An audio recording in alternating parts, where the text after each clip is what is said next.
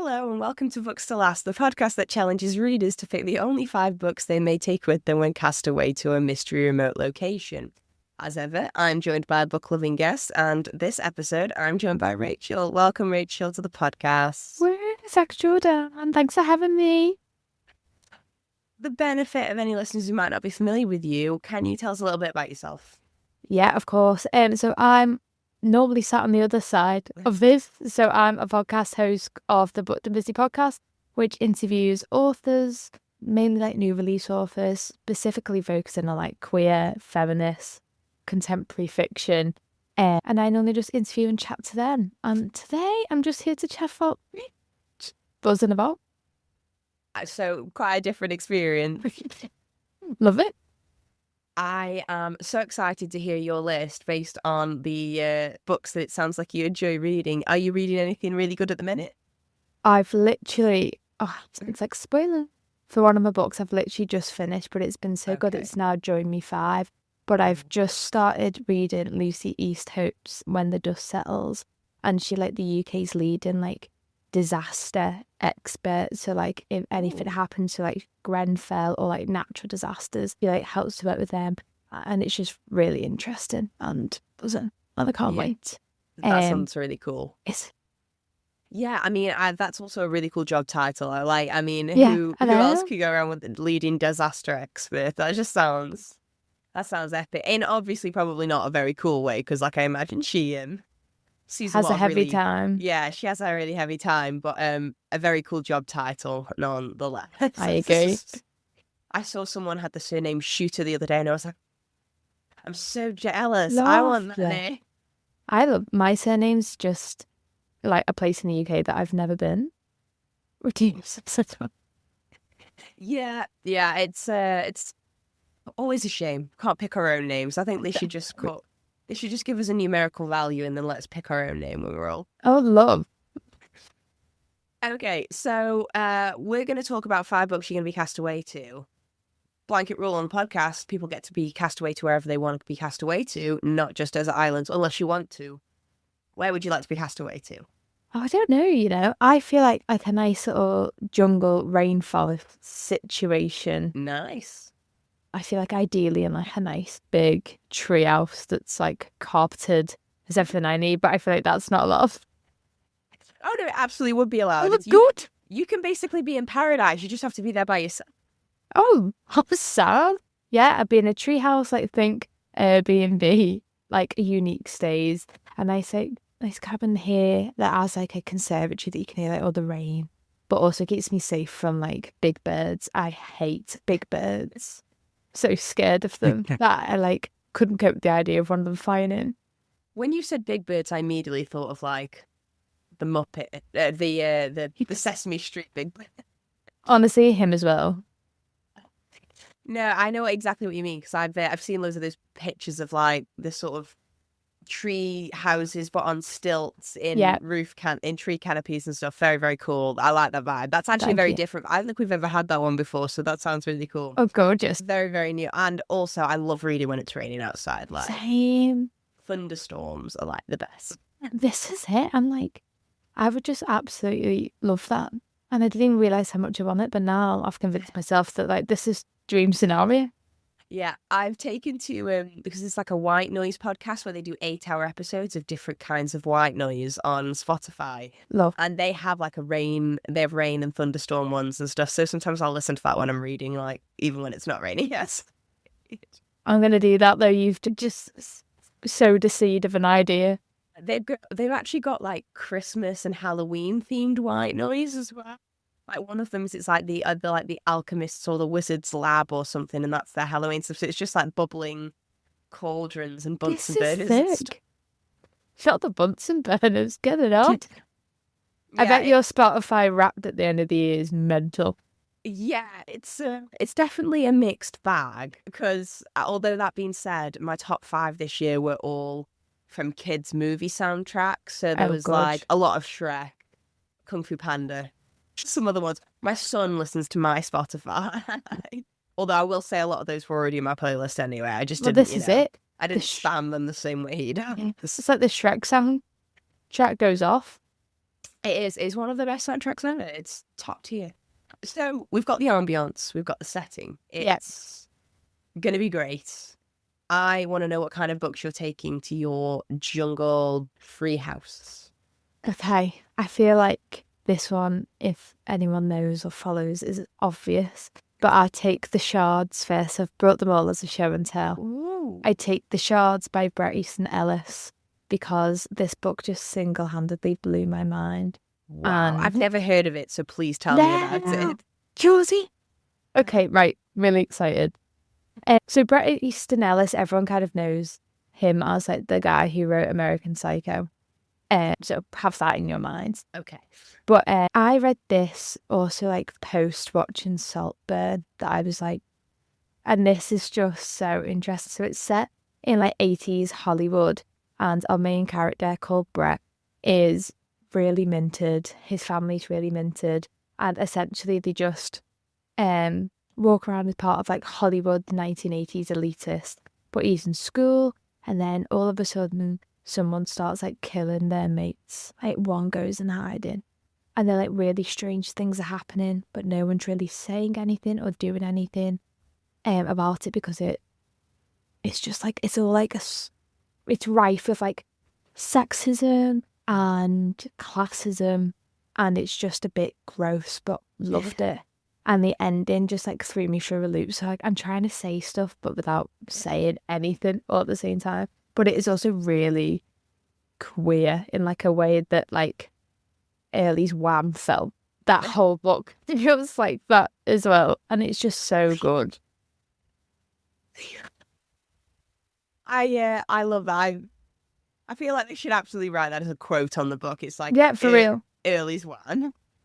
But also, like, if you like Donna Tartt, like Brett and Donna are like besties in real life, and they were like, wow. I know.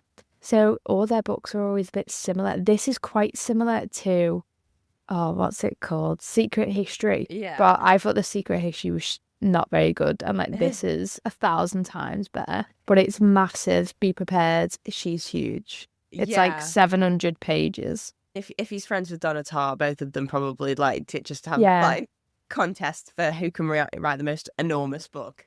I always find that really like not bizarre. It makes sense, I suppose, but like how like you get the little cliques of authors in every sort of generation where they're like, I don't know. It's very interesting, but I like the idea. Is it kind of like a mystery or a thriller or a horror? What's it trying to give?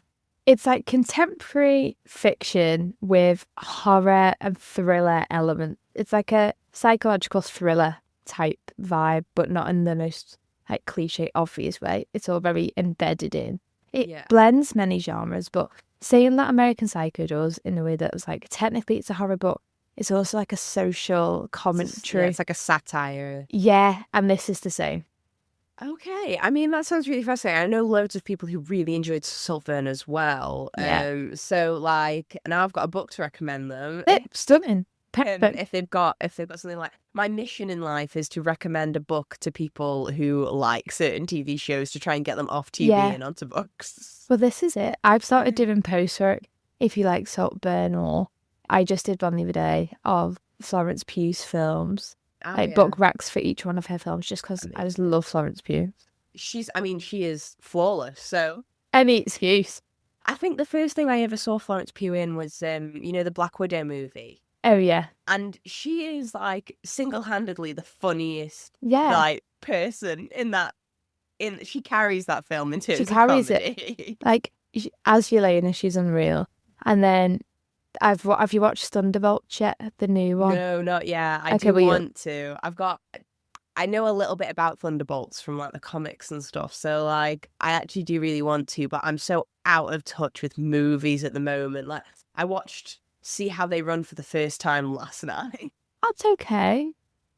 So I don't really watch. I watch and read almost everything about 10 years after it's come.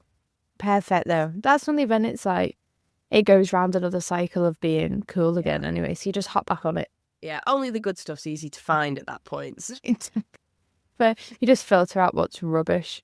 Yes, if it can't last 10 years in a shop, then it's not worth my time. I bet that's a good rule, actually. Yeah, I don't know who it is. There's like someone famous who's like they reckon you shouldn't read anything that's younger than 50 years. Like it was published less than 50 years ago, which rules out quite a lot of stuff. All my books, that. Go on. Yeah. Like it rules out quite a lot of stuff, and I mean I like classics, but like it rules out quite a lot of my favorites. So I'm kind of like, I don't know, 50 years might be a stretch. Yeah, maybe like 10. Yeah, 10 maybe. I just feel like I'm not a classics. I really want to be one of those readers that is like a classics girly, that, you know, but it's just not me. Okay, well, at the end of your list, I'm going to see if I can recommend a classic that I think you might love. Okay, but that'd be good. You could do that. Okay, based on what you've chosen for your list. Yeah, okay, fab. So we've got like a really thrillery, horror-y, contemporary fiction book to begin with. I want to know what the second book is that you're going to be taking with you. It's so opposite. I'm going for Delagut Dream Department Store. That looks awesome. By Neely. It's translated by Sandy Jasoonli. It's soft and whimsical and lovely. So this is like a very polar opposite to the Shards. So essentially what it is, it's about when we go to sleep, we apparently go to the Delagut Dream Department Store to like pick out our dreams for the night, and they sell it. But it follows Penny, who is a sales representative there, and like how she meets all these like characters and all these different elements of dreams. And then there's like dream makers who make specific genre of dreams. And then there's like films, and then they have like their awards at the end of the year. But it's just so interesting, and the world building in it's really gentle. And I just think it's the cutest book. There's a second one that I've also read, and I just love them. And it's so easy to read. And I feel like if I had kids, I'd be reading them this forever. You said it's translated fiction. What's it translated from? From Korean. Ooh. So also she wanted this published, and it wasn't getting published. So she essentially just created her own GoFundMe and then self-published it. And now it's like the Korean #1 bestseller, which I just think sick.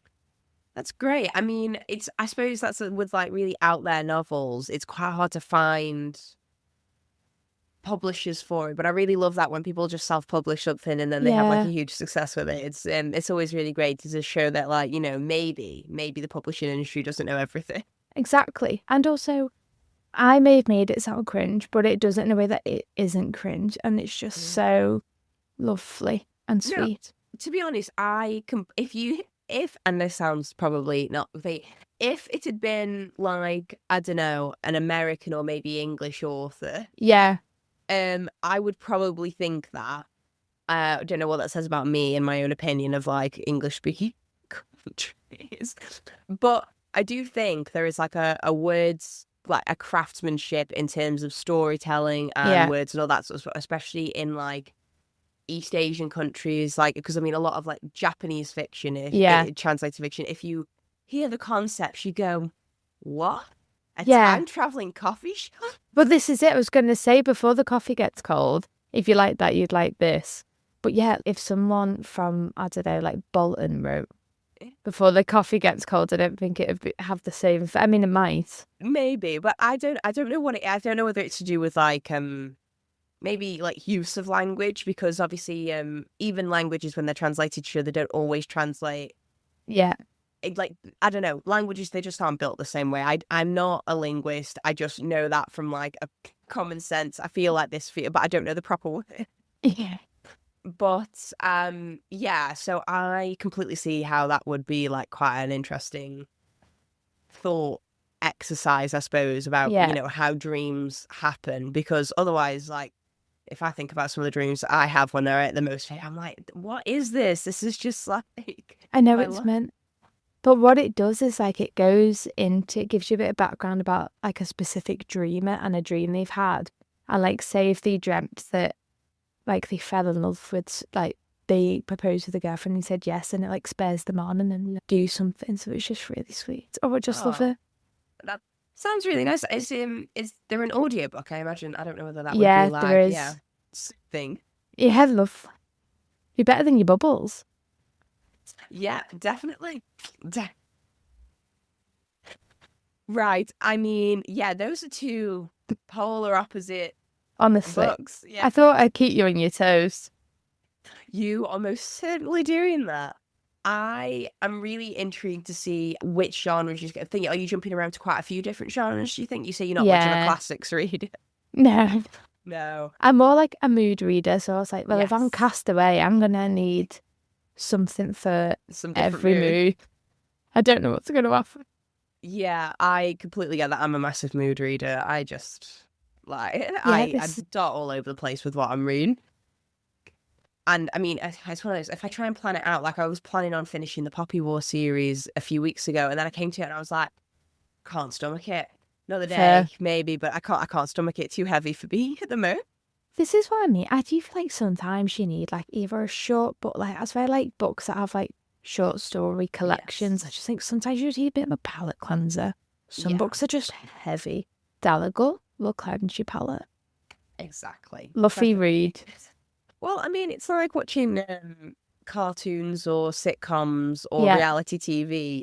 It's just sometimes you need brain popcorn. Yep, I love that phrase. Ooh, trademark that. I don't think it's mine, but you can have it if it is. Cheers. Okay, we're at the halfway point. Third book. What is the third book you'll be taking with you? Okay. So my next one is My Best Friend's Exorcism by Grady Hendrix. Oh, I've seen this one so much. It's got such a cool retro it's cover. Sick, isn't it? It is. I love that it looks like a VHS and it's just so good. But also this is 80s, so I'm discovering that I like an 80s theme. But essentially, two best friends are in high school. One night they all trip on acid.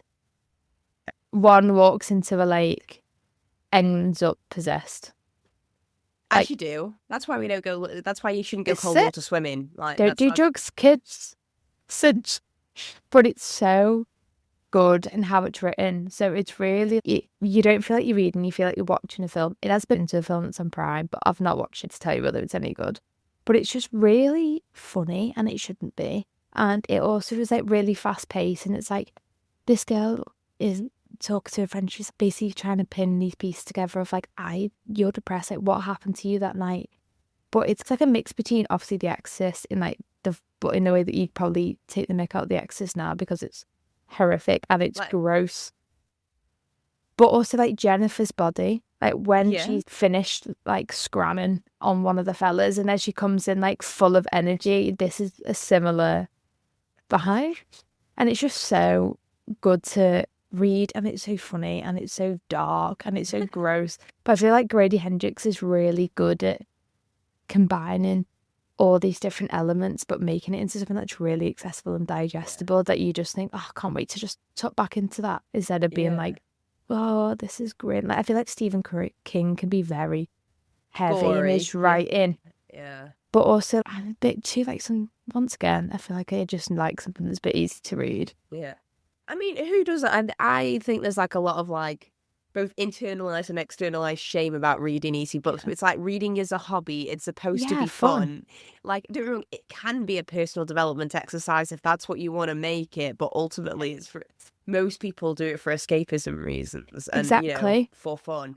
So like, it doesn't need to be like A-level English literature for you to be. But this is it. I do feel like I don't know whether you did English in uni, but like I just never, and I feel like that's weirdly helped me in the fact that like I don't really take it too seriously. I just if I go, oh, that sounds alright, I'll just pick it up, and if I don't fancy it, I'll just put it back down. It's not that deep. No, I did. So I did 1 year of A-level English literature, and it was the only subject I kind of enjoyed. Yeah. And then I dropped out of my A-levels and went off and did something else. But I didn't like the books that we read in that as much as I read, like, because in GCSE, I loved most of the books we read, except of Mice and Men, which is terrible, and I will fight anyone on that. It's awful. I agree. I really enjoyed the other books we read in high school, but I didn't really like the A-level ones, and that was the first time English literature kind of felt like work to me, whereas before I was like, oh, I get to read a book for homework and then I get to write about books for homework. That's fun because I was a massive nerd. I love that. Choir mate. So there we go. Different kinds of safe nerds. Space. Yeah. But equally nerdy. Yeah. But it's all it's all fun stuff. But the thing that always drew me, and I never quite brought myself to pick it up with The Best Friend's Exorcism, is it looks like it should be a graphic novel. Like the front looks like a graphic novel.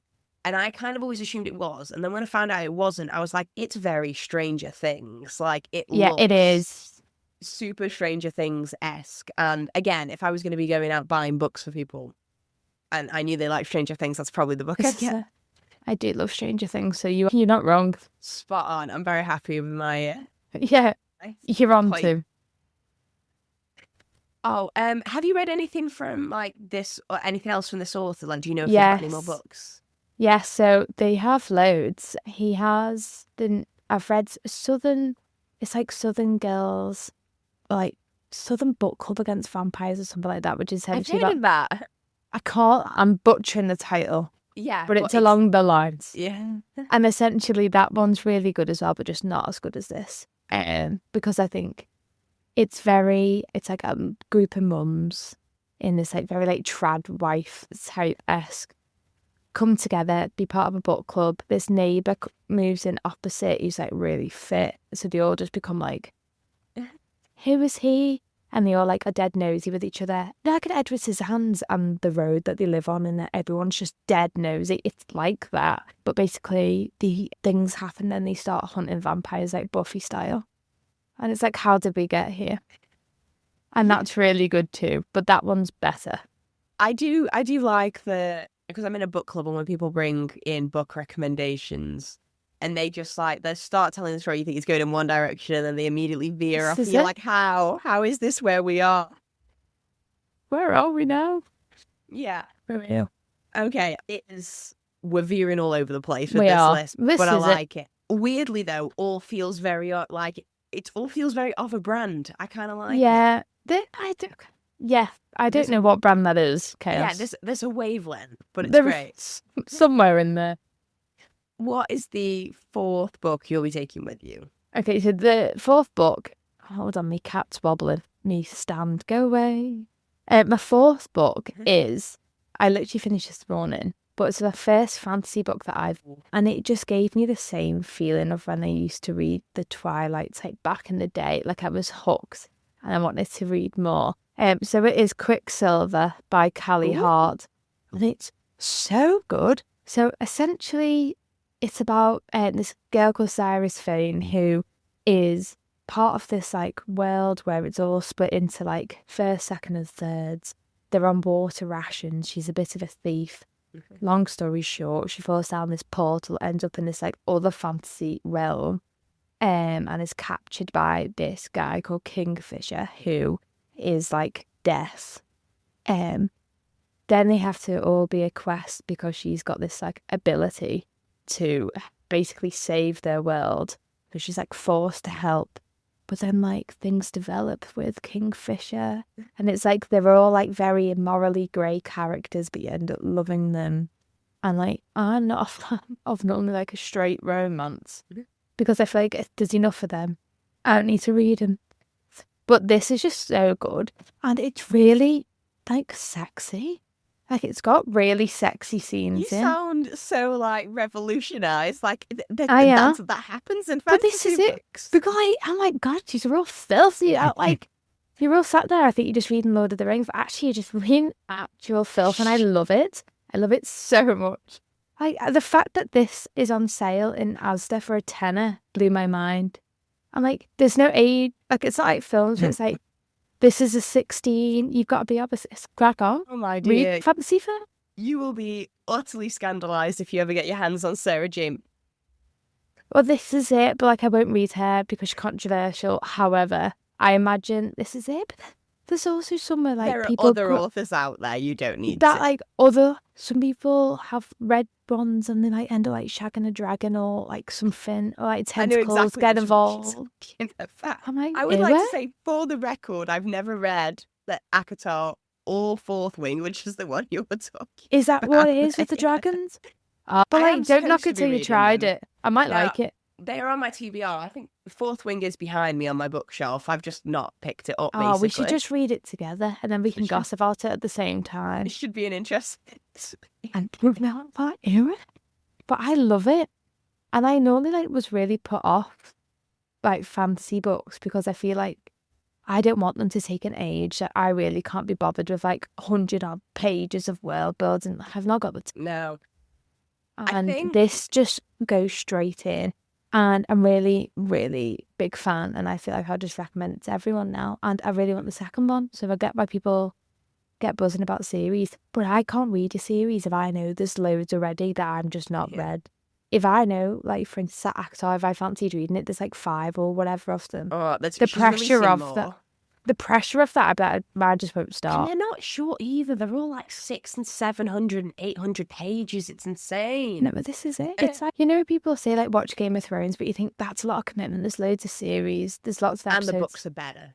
Like, I'm sure if like once you're into it and like you don't really care about that, but like it's the effort of getting stuck in. As like mentally be like, yeah, because if I start, I have to finish, even if I'm not like super into it. It's a big investment.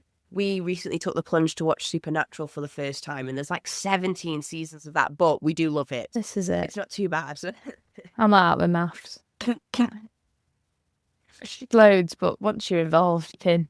Yeah, you're in.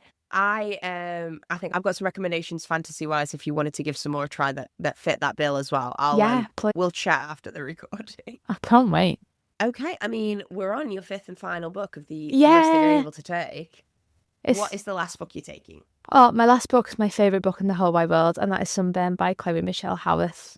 This book's my ride or die. Generally bury me with it. I love it so much.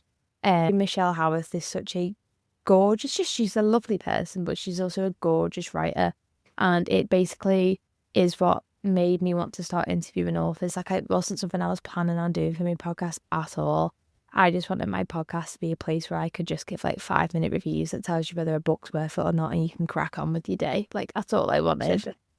But I read Sunburn and I was like, I need to talk to her about this. Like, I just really, really want to.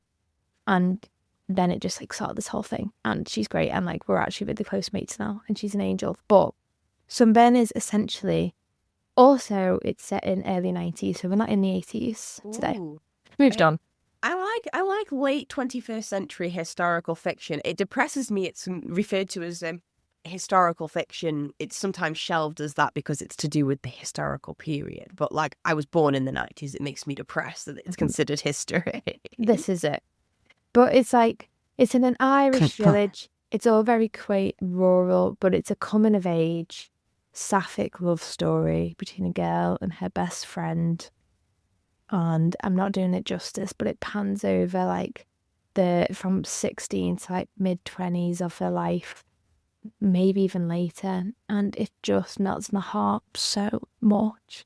I've never had, I feel like queer, especially like sapphic romances, are sometimes just horrific or really cliche and aren't just a book about 2 girls who fall in love. It's always this like big thing, or it's really cringe and very like young adult, whereas this was just beautiful. And my favourite quote ever from a book is in this book, and it is like, to be with her is a sin, but to be without is a tragedy. And I'm like, I love that. I love that so much, and also so true. And like, it's just gorgeous. And Chloe has another book coming out which I can't wait to read. I'm like, devour. But Sunburn, I think that'll be the one that, whilst I'm cast away, will just get reread and reread and reread, and I'll never get bored of it. It's just so comforting and gorgeous, but will also break you apart and rebuild you all at once. Sounds like a gorgeous book to end your list on. I know. I had to save it for last.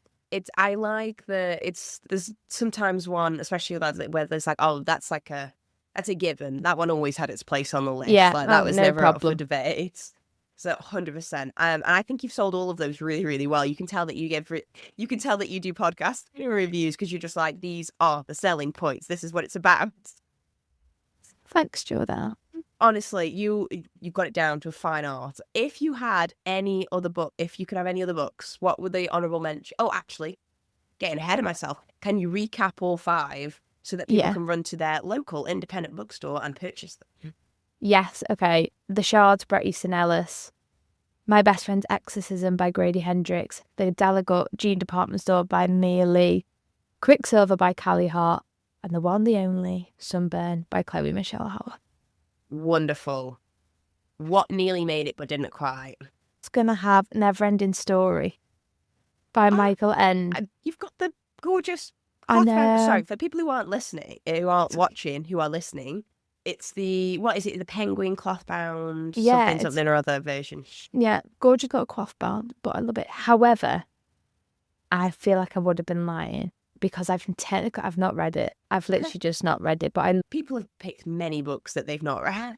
Well, I was like, I'll say it as if there's chance to have it in, I'll have it in, because I feel I love Never-Ending Story so much. I've got such an obsession, and comfort films are like Labyrinth, Dark Crystal, really.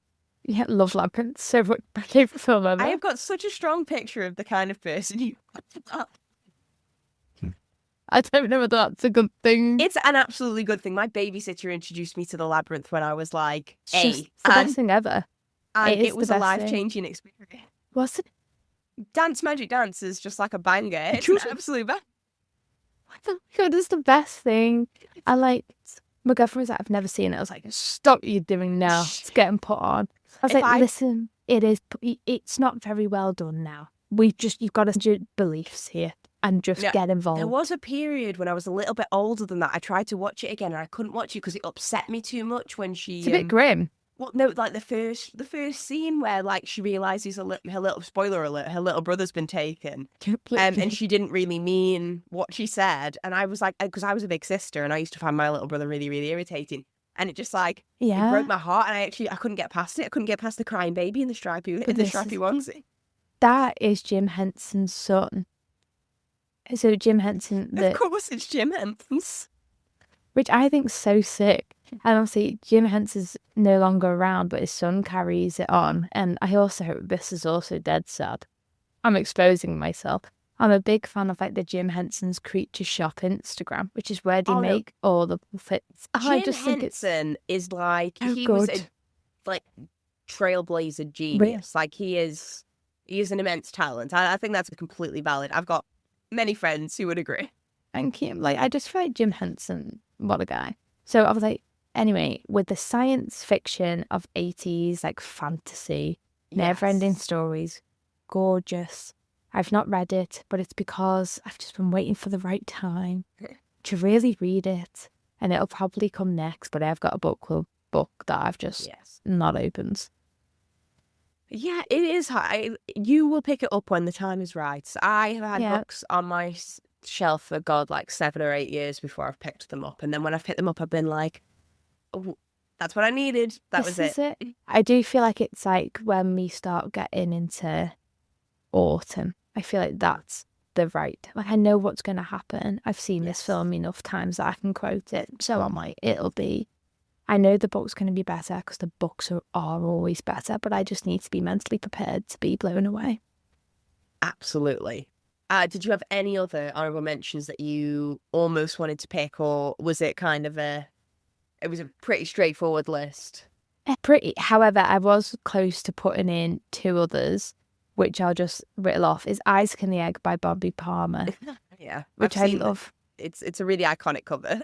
Yeah, it's a lovely book about grief, and it involves a little creature called Egg that helps him deal with his grief, and the ending of that broke my heart, and it's just a universal one that even if you don't like to read, you will like that. Just bear with the fact it's a bit weird for the first bit and then you're into it. And my second one is In at the Deep End by Katie Davies, which is a queer book. She comes out later on in life, gets his girlfriend, and it is just a great queer, funny rom-com, but has really good spicy scenes. Another theme. Great. Hey, it is always good to know which ones have the good scenes and which ones don't, because... Well, this is it. If I'm cast away, it's got to have all these things at hand, I feel. Yes, you've got to have a checklist. Definitely. For every mood. For every mood. Okay. I mean, I feel like you've got some great recommendations. There's a really great list of books there. If people want to hear some more recommendations from you and other books that you like, where might they be able to find you on the internet? Yeah, on the internet. So wherever you get your podcast, just type in Booked and Busy, and it's like a pinky orange background that says Booked and Busy on. But also on Instagram, it's at the booked and busy Rach. Yes, it is. That's exactly what it is. So also there. I'm not really on any of else. Yes, I do Instagram and nothing else. I had TikTok, and then the brain rot was real, so I was like, I'm just going to have to delete it because I can't do things by halves. No, I have refused to use TikTok from the get-go. I not from a moral point of view, it's just I was like, I already spend too much time reading, I already spend too much time watching TV, I already spend too much time doing all sorts of things. I do not need another thing to waste time. Well, this is it, and I respect that. Yeah, I just don't trust myself. It's the same reason why I've not started watching Love Island. It's like I can't be trusted with certain things because I know it will take over my life. Yeah. So it's all about self-awareness. If you are strong enough to have TikTok and still look after your children, I respect you madly. Yeah, fair play. Okay, definitely go and check out Rachel in all those places. You can check out the podcast at Books to Last. No, it's not at Books to Last.